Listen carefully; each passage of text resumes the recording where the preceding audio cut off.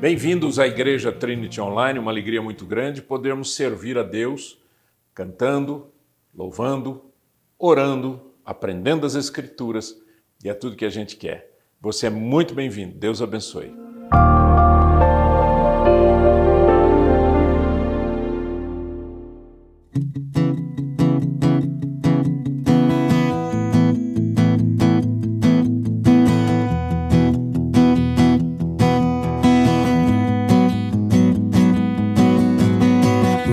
O Senhor é justo em teus caminhos, és bondoso em tudo, bendirei teus atos poderosos,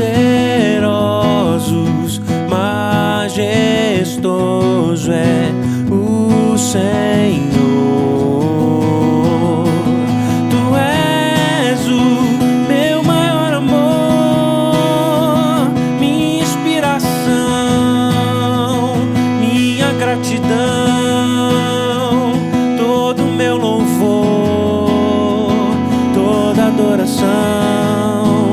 Aquele que reina, os meus lábios cantam dos teus feitos, glória àquele que criou os céus, a terra e luminares, poderoso, grande eu sou. Tu és o meu maior amor, minha inspiração, minha gratidão, todo meu louvor, toda adoração. Aquele que reina, meu maior amor, minha inspiração, minha gratidão,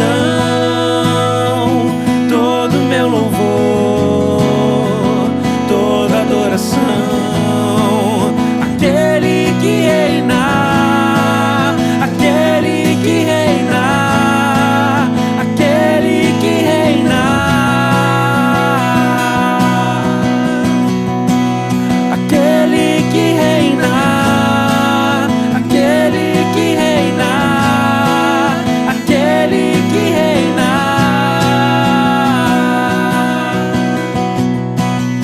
aquele que reina.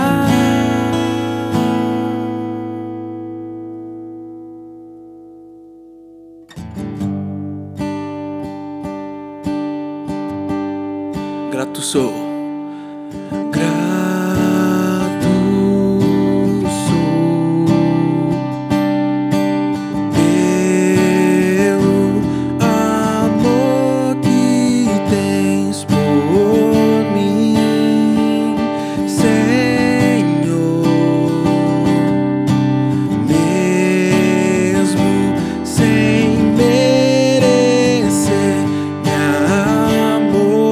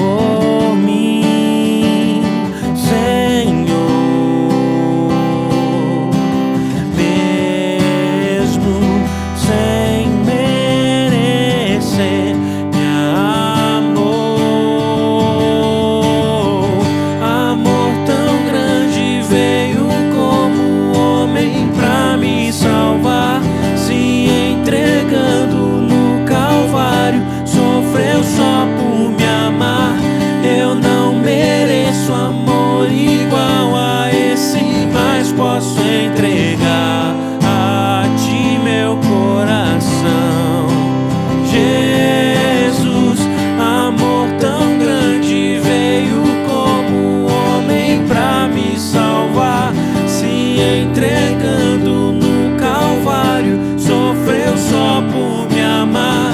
Eu não mereço amor igual a esse, mas posso entregar a ti meu coração, Jesus,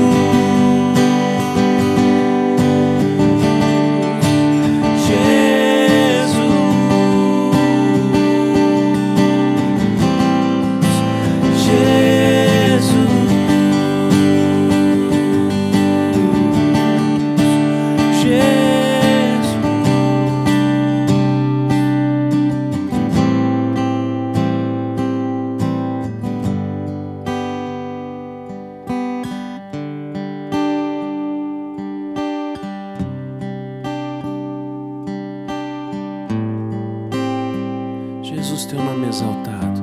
Jesus, teu nome é exaltado. Jesus, teu nome é exaltado. Jesus, teu nome é exaltado acima de todos, acima de tudo. Jesus, teu nome é exaltado. Jesus, teu nome é exaltado.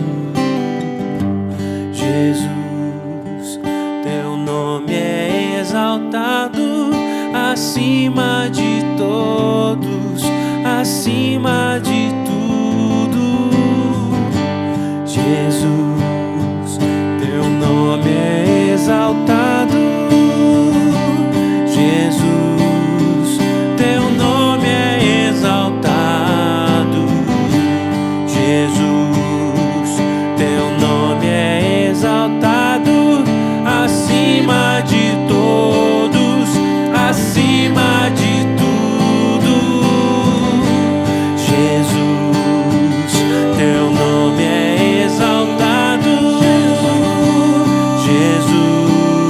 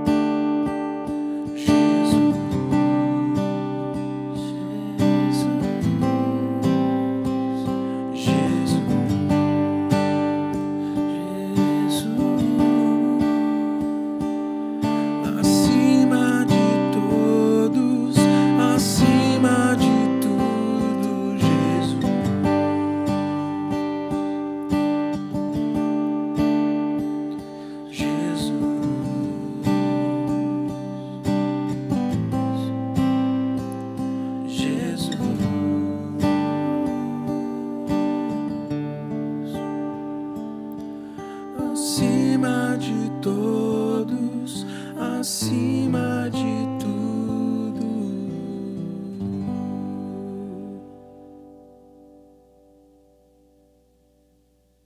A mensagem de hoje tem como título Uma Vida Livre em Cristo. Uma vida livre em Cristo. E eu vou explicar o que eu quero dizer com isso, porque o que eu tenho percebido muito é que muita gente tem uma certa deficiência, uma falta de conhecimento a respeito da pessoa do Senhor Jesus, da obra do Senhor Jesus, da salvação, da vida nova em Cristo. E eu quero trazer para você essa reflexão, para a gente juntos pensarmos sobre isso. A primeira reflexão que eu quero fazer é que seguir a Jesus não é ter uma religião. É muito fácil você dizer assim, eu frequento a igreja tal, eu vou na igreja tal, eu sou desta denominação, eu sou daquela denominação, eu sou desta igreja, daquela igreja. É fácil fazer isso. O difícil é viver a vida cristã. Então, seguir a Cristo não tem necessariamente a ver com ter uma instituição por detrás. Ela é importante, eu vou falar sobre isso daqui a pouco. Mas não é essa a grande questão. O que é ser cristão? O que é viver uma vida livre em Cristo, uma vida nova em Cristo? Para início da nossa meditação, Mateus 23, de 1 a 3. Mateus 23, de 1 a 3. Jesus falou à multidão e aos seus discípulos. Ele disse, os mestres da lei e os fariseus têm autoridade para explicar a lei de Moisés. Por isso vocês devem obedecer e seguir tudo o que eles dizem. Porém, não imitem as suas ações, pois eles não fazem o que ensinam. Percebeu? Percebeu o texto? Vamos orar e pedir que o Senhor nos ajude. Vamos lá? Pai, em nome de Jesus, essa é a tua palavra e baseado nisso, Senhor, eu quero, em nome de Jesus, pedir que o Senhor fale com cada pessoa. Fale com essa pessoa que está agora acessando esse vídeo, que o teu nome seja glorificado em seus corações, para a tua glória, em nome de Jesus. Amém e amém. Veja o que Jesus disse. Ele disse assim, os mestres da lei e os fariseus. Quem eram mestres da lei? Eram aquelas pessoas que ensinavam a lei, eram aquelas pessoas que eram conhecedoras da lei. E os fariseus eram um grupo dentro do judaísmo, né, que se dizia extremamente ortodoxo, extremamente rígido, etc, etc. E aí Jesus se refere a esses dois grupos e diz, os mestres da lei e os fariseus têm autoridade para explicar a lei de Moisés. Então, o que vocês devem fazer é obedecer e seguir tudo o que eles dizem. Porém, não imitem as suas ações.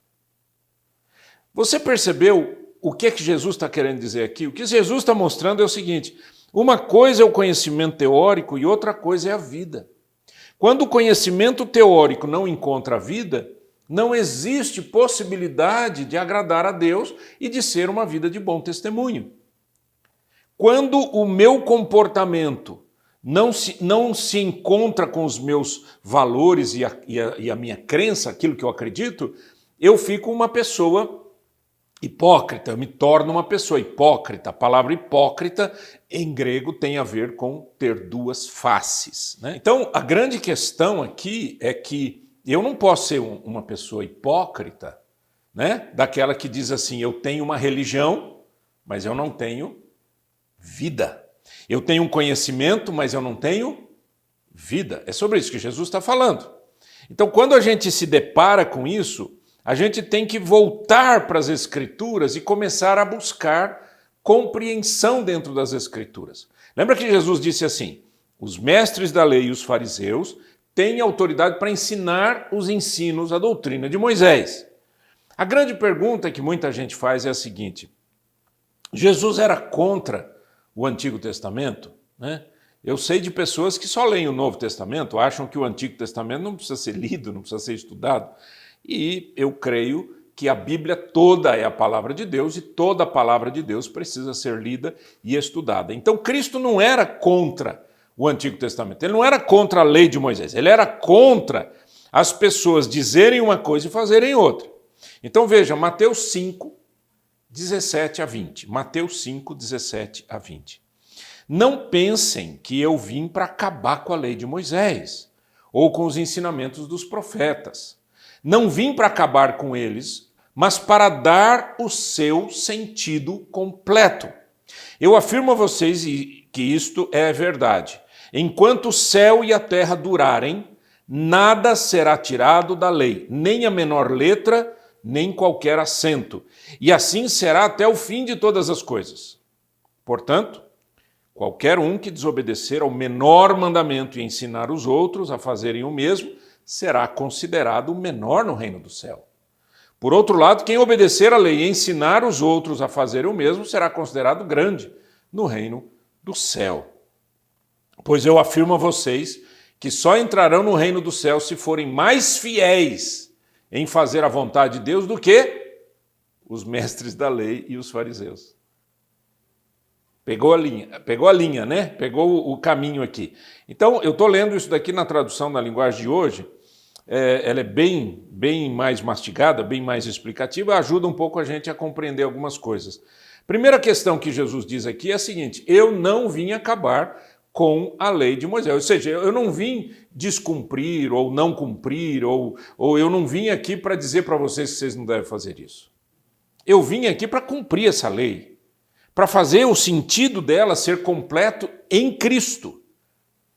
Né? Por isso que Jesus falou lá no Sermão da Montanha: você ouviste que foi dito aos antigos, não matarás, eu porém vos digo. Jesus não estava dizendo agora pode matar.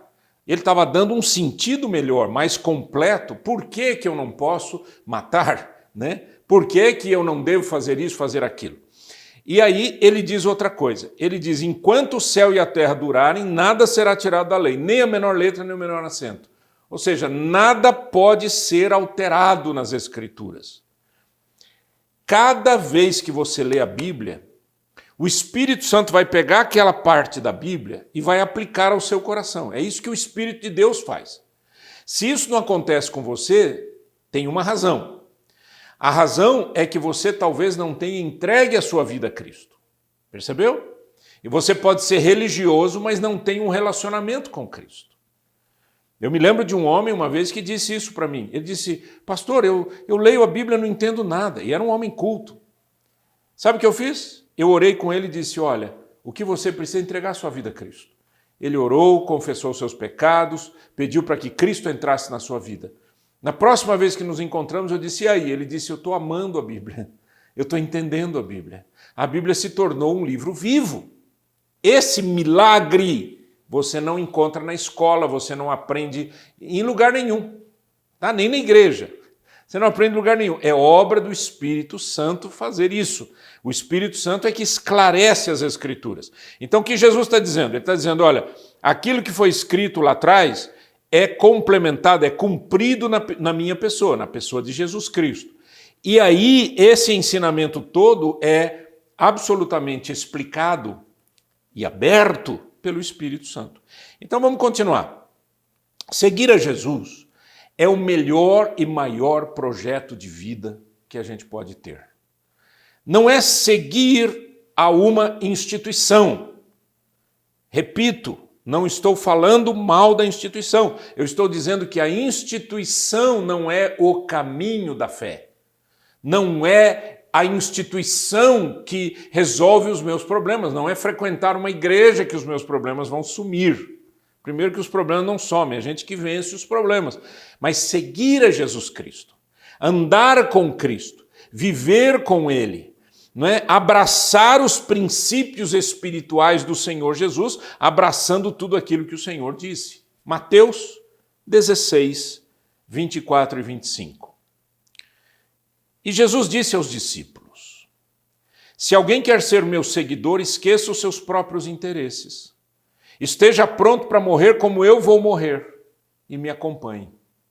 Pois quem põe os seus próprios interesses em primeiro lugar nunca terá a vida verdadeira.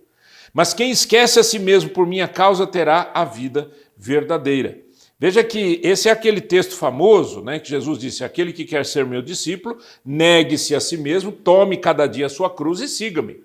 E eu gosto dessa tradução pelo seguinte, porque nessa tradução a cruz aqui é explicada como ela deve ser explicada. Quando Jesus diz tome a cruz, venha me seguir já que eu vou passar pela cruz, passe você também.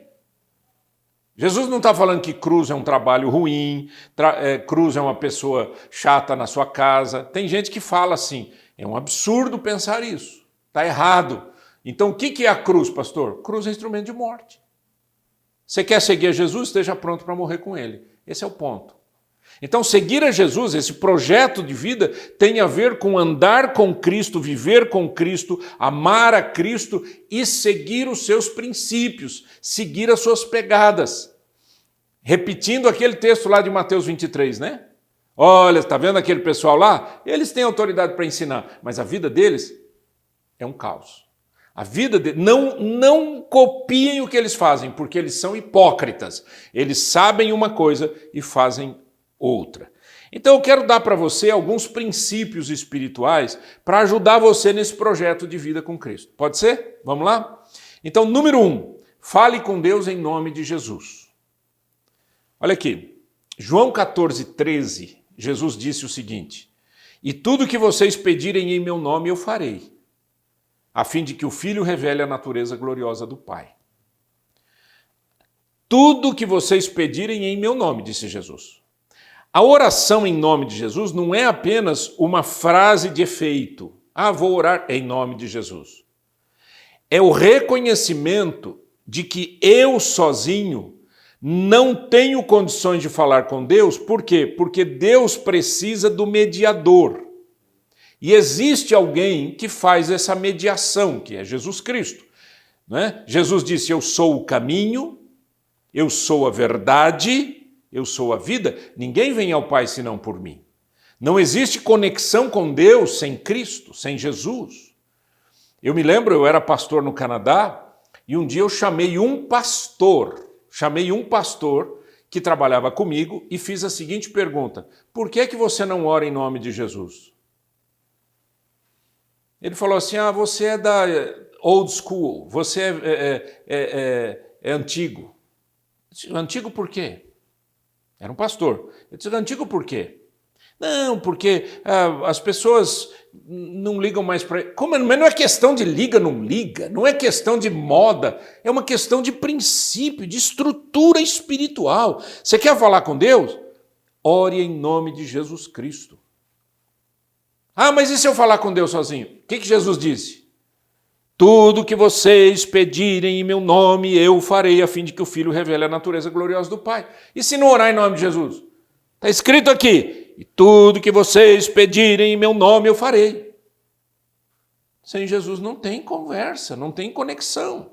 Você imagina eu tive que conversar isso com um pastor? Esse é o mundo que nós estamos vivendo. A coisa está feia. Número 2, conheça Jesus na Bíblia. Mas não é na Bíblia em Mateus, Marcos, Lucas e João. É na Bíblia, em Gênesis, Êxodo, Levítico, Número, Deuteronômio, Josué, Juízes, Ruth, todos os livros da Bíblia vão falar de Jesus. E não vai falar da palavra Jesus, mas vai trazer o princípio espiritual. Por exemplo, em Gênesis, capítulo 3, versículo 15, a gente chama de proto-evangelho, quando Jesus disse que o descendente da mulher feriria a cabeça da serpente e a serpente feriria o calcanhar do descendente da mulher, ele não está falando os descendentes da mulher, os descendentes de... Está falando de um descendente, está falando de Jesus. A gente chama isso de proto-evangelho. Você se lembra de um texto bíblico lá em Lucas 24? Diz a Bíblia que quando Jesus morreu e ressuscitou, né, naquele período da morte e ressurreição de Jesus, 2 discípulos saíram de Jerusalém e foram para Emaús, uma vila. Né? Estavam indo para a sua vila, para a sua terra, para o seu povo, para a sua casa, sei lá. E enquanto eles estavam andando, Jesus apareceu ali, mas eles não reconheceram Jesus. Eles estavam tão imersos no luto que eles não reconheceram Jesus. E Jesus parou ali do lado e falou, mas por que vocês estão tão tristes? Ele falou, você é o único aqui que não sabe? Não sabe de Jesus, varão valoroso, etc., que morreu em Jerusalém? Jesus ali do lado dele, né? Jesus havia ressuscitado. Aí o texto bíblico diz a partir do verso 25, olha que interessante. Então Jesus lhes disse, como vocês demoram a entender e a crer em tudo que os profetas disseram. Ele não disse tudo que os apóstolos disseram. Sabe por quê? Porque nenhum apóstolo havia escrito nada até então. A única escritura que eles tinham era do Antigo Testamento. Eles dizem, vocês são lentos para entender o que os profetas disseram, pois era preciso que o Messias sofresse e assim recebesse de Deus toda a glória. E começou a explicar todas as passagens das Escrituras Sagradas que falavam dele, iniciando com os livros de Moisés. Sabe quais são os livros de Moisés? Gênesis, Êxodo, Levítico, Número, Deuteronômio, Pentateuco, os primeiros 5 livros da Bíblia. Começando no Gênesis, ele foi explicando sobre o que as Escrituras falavam dele. E diz, iniciando com os livros de Moisés e os escritos de todos os profetas. Então eu preciso conhecer Jesus. Aonde? Na Bíblia. Em Gênesis, Êxodo, Levítico, Números, Deuteronômio, Josué, Juízes, Rute, e vai assim por diante. Entra pelos profetas, o livro de Reis, os livros de Reis, os Salmos, os Provérbios, Eclesiastes, Cantares, né? E assim por diante. Todos os livros dos profetas maiores, profetas menores. Aí entra para nós, né? Para nós agora que a gente tem o Novo Testamento, entra pelos evangelhos, Mateus, Marcos, Lucas, João. E o que se diz lá em Atos, que são os Atos dos Apóstolos? E o que se diz nas epístolas? Né? 1 Coríntios, 2 Coríntios, né? Romanos, 1 Coríntios, 2 Coríntios, Gálatas, Efésios, Filipenses, Colossenses, Tessalonicenses e assim por diante, até o Apocalipse. Então, de Gênesis a Apocalipse, eu tenho as Escrituras falando de Jesus. O que me preocupa são as pessoas que têm uma tendência de tentar imaginar um Jesus que a Bíblia não garante. Tentar inventar um Deus que a Bíblia não ensina. É por isso que a gente tem tanta distorção hoje em dia. Eu citei para vocês de um pastor com quem eu conversei no Canadá, era pastor, ordenado pastor, fez teologia, e me vem com uma balbúrdia daquela, né, aquela bagunça toda que tinha mentalmente dentro dele. Por quê? Porque ele não estava buscando nas Escrituras o que a Bíblia diz. Ou se sabia do texto bíblico, não acreditava que aquilo era palavra de Deus. E é isso que está acontecendo ainda hoje. Terceira dica que eu quero dar para você. Participe de uma comunidade cristã. Agora você está entendendo, né? Eu não estou contra a igreja presencial, a igreja local. Eu não sou contra, nunca fui. Né? O que eu quero que você entenda é que uma comunidade cristã me ajuda a crescer. Uma comunidade cristã é importante porque um ora pelo outro, ajuda o outro, aprende aqui, aprende ali, coloca em prática, faz, né? Tem obras que acontecem nesse relacionamento numa igreja cristã. Olha o que a Bíblia diz em Hebreus 10, 25.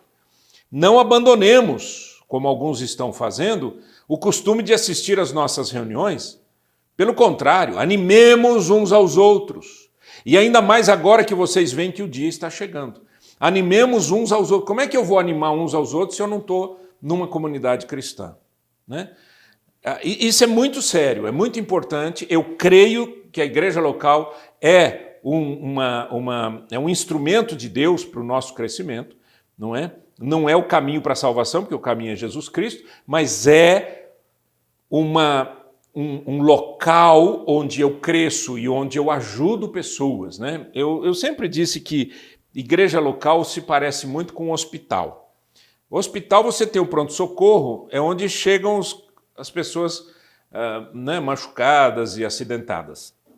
E aí você vai entrando pelo hospital, você vai tendo, né, a internação, aí depois você tem gente no quarto, você tem gente que vai para a UTI e tem gente que já está se recuperando e vai receber alta. Né? E você tem pessoas que são voluntárias, que estão ali visitando os doentes. Né? Assim, igreja é mais ou menos isso, você tem gente arrebentada, gente que está na UTI, você tem gente que está internada e tem gente que está melhor, e tem gente que está ajudando, e tem gente que está já curada. Né? Então, essa comunidade é muito importante. A quarta dica que eu quero trazer para você, e esse barulhinho que você está ouvindo aqui, eventualmente, é o ar-condicionado que a gente ligou, porque está bem quente aqui. Mas vamos lá.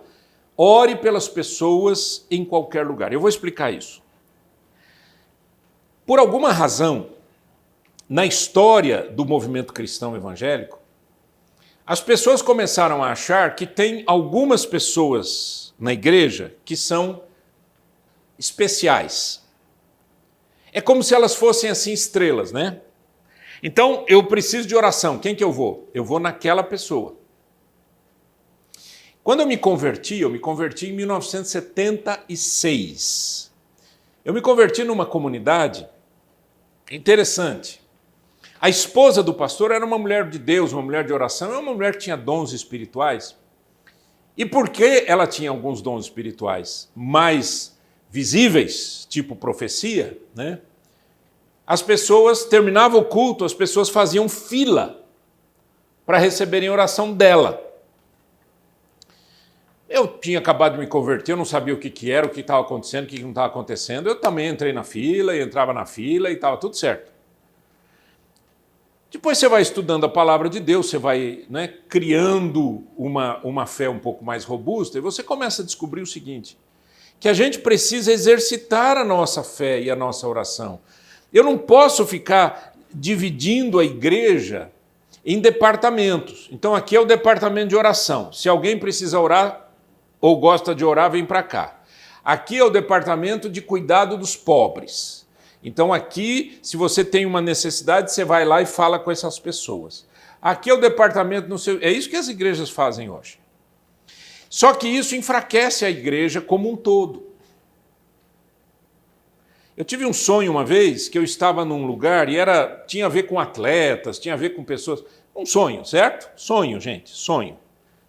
Mas o que me chamou a atenção no sonho é que eu via jovens orando uns pelos outros, na rua, numa quadra, em qualquer lugar, jovens orando uns pelos outros. A gente precisa aprender a fazer isso, então ore pelas pessoas, não fique esperando alguém especial pôr a mão na tua cabeça e fazer oração. Não existe gente especial. Existem dons espirituais, mas esses dons espirituais não garantem que aquela pessoa que for orar por você ou for ajudar você, você vai ter um sucesso maior ou menor. A gente precisa aprender que o corpo de Cristo é dinâmico. E o corpo de Cristo inteiro precisa cuidar dos pobres. O corpo inteiro de Cristo precisa visitar os enfermos. O corpo de Cristo precisa orar. Essa dinâmica não existe mais nas igrejas locais. Porque nós departamentalizamos sabe qual é o nome do nosso departamento, né? Ministério, tá? Então, a gente cria um ministério X, então ali, para aquele ministério vão os especiais. Então eu tenho o ministério de louvor. Aí a pessoa vai lá, ela só toca e canta, né? Não faz mais nada. Você chegar para ela e falar assim, você não ora por mim? Olha, vai para o ministério de oração. Essa coisa que se perdeu, né, chama-se a dinâmica da fé cristã. Então olha o que a Bíblia diz, Tiago 5,16. Preste atenção nesse texto e responda aí. Enquanto você está me ouvindo, responda o que você acha desse texto. Tiago 5,16. Confessai, pois, os vossos pecados uns aos outros e orai uns pelos outros, para serdes curados. Muito pode, por sua eficácia, a súplica do justo. Para confessar os pecados uns aos outros, o que é isso? Confessar o pecado uns aos outros, deixa eu explicar isso aqui. Não é você ir na igreja de manhã e falar assim, gente, alguém podia me ouvir aqui, eu preciso confessar. Não é isso. São os pecados relacionados com aquela pessoa, certo? Eu não vou chegar na igreja e vou dizer assim, hoje eu quero contar para vocês a minha vida, como foi a minha semana, eu pequei ali, não sei o quê. Porque isso daí vira uma fofocaiada toda, que as pessoas vão estragando a vida dos outros. Então, entenda uma coisa, confessar os pecados são os pecados relacionados com aquela pessoa. Eu vou conversar com o Zezinho, eu vou dizer, Zezinho, olha, eu quero, né, te dizer o que aconteceu comigo, eu pensei mal de você, ou eu fiquei bravo com você, ou me perdoe por isso, me perdoe por aquilo. Mas a segunda parte do versículo diz, orai uns pelos outros. Como é que eu vou orar uns pelos outros se eu só dependo da oração de algumas pessoas estrelinha? Ou especiais? As pessoas que estão num estágio, né, não humano. É assim que as pessoas pensam, né? Ah, eu preciso da oração daquela pessoa ali, porque ele não é mais humano. Gente, isso é cristianismo, não é budismo. Certo? Não estamos falando aqui de gente que está no nirvana, sei lá onde. Perto do inferno, assim. Então vamos lá. Orai uns pelos outros. Aprenda a orar pelas pessoas. Você está ali, tem uma pessoa enferma, ore. Pastor, pelo amor de Deus, pastor, preciso orar por uma pessoa que está enferma. Onde é que ela está? Está aqui do meu lado. Ora você. Ah, eu não sei fazer oração. Então está perdido aí, filho. Precisa conhecer Jesus. Percebeu o que eu quero dizer? Ponha em prática a sua fé. Quinta dica. Faça do seu trabalho um ministério.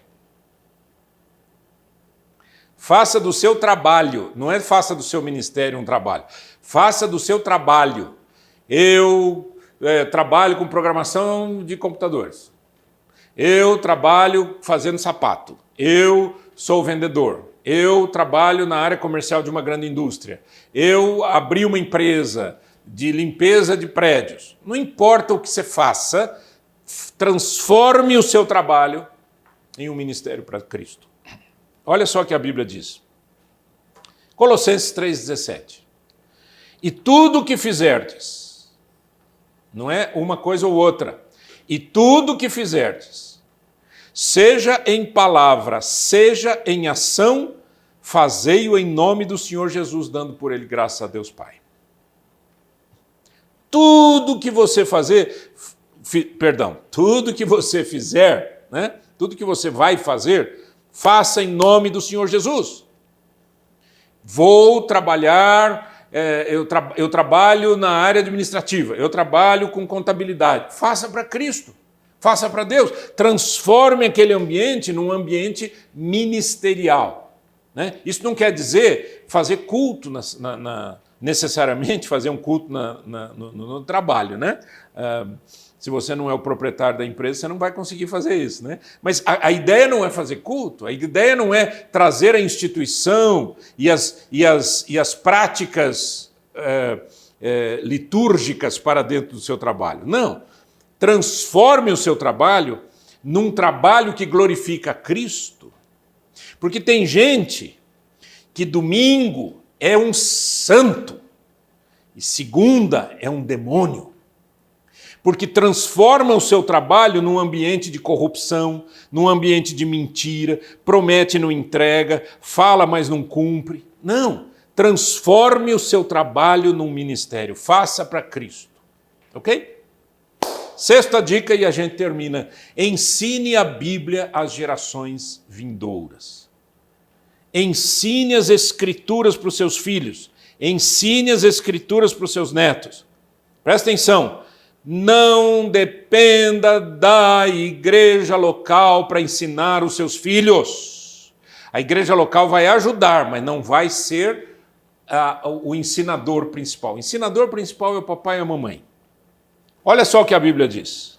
Salmo 78, de 1 a 4. Povo meu, escute o meu ensino. Incline os ouvidos para o que eu tenho a dizer.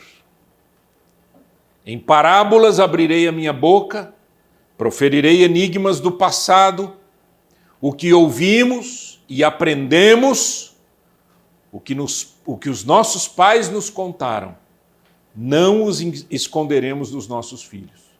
Contaremos à próxima geração os louváveis feitos do Senhor e o seu poder e as maravilhas que fez. O que eu ouvi do meu papai e da minha mamãe, eu vou levar para os meus filhinhos, para que os meus filhos conheçam o Evangelho. Ah, pastor, não ouvi nada do meu pai e da minha mãe. Então comece você daqui para frente, para que as próximas gerações possam conhecer os louváveis feitos do Senhor, o seu poder e as maravilhas que fez. Eu espero ter ajudado você a pensar um pouquinho sobre o que é viver uma vida livre em Cristo Jesus. Vamos orar? Eterno Pai, em nome de Jesus, em nome de Jesus Cristo, único e suficiente mediador, salvador e Senhor, nós clamamos a Ti, ó Deus, para que o Senhor nos ajude, ó Deus, a vivermos uma vida que Te agrade, uma vida que seja uma vida segundo as Escrituras Sagradas, uma vida que leve em conta o que o Senhor disse na Tua palavra e não o que nós achamos que é bom. Dá-nos este privilégio de termos disciplina no estudo das Escrituras, no amor pelas Escrituras e principalmente um coração obediente para a Tua glória em nome de Jesus. Amém e amém. Deus abençoe você. Não posso duvidar do teu poder, não posso me afastar do Criador, pois cabe a mim louvar e adorar o nosso Redentor. Aumenta a minha fé, Senhor Jesus,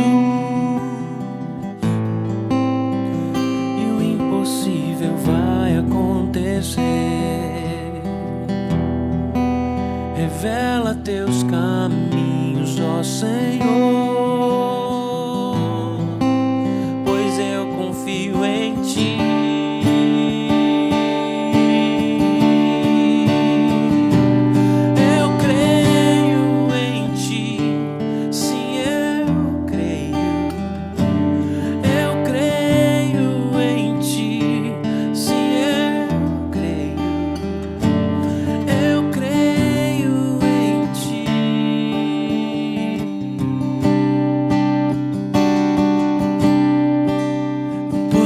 Duvidar do teu poder, não posso me afastar do Criador,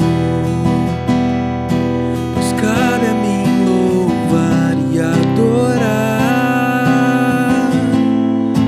o nosso Redentor. Aumenta a minha fé, Senhor Jesus,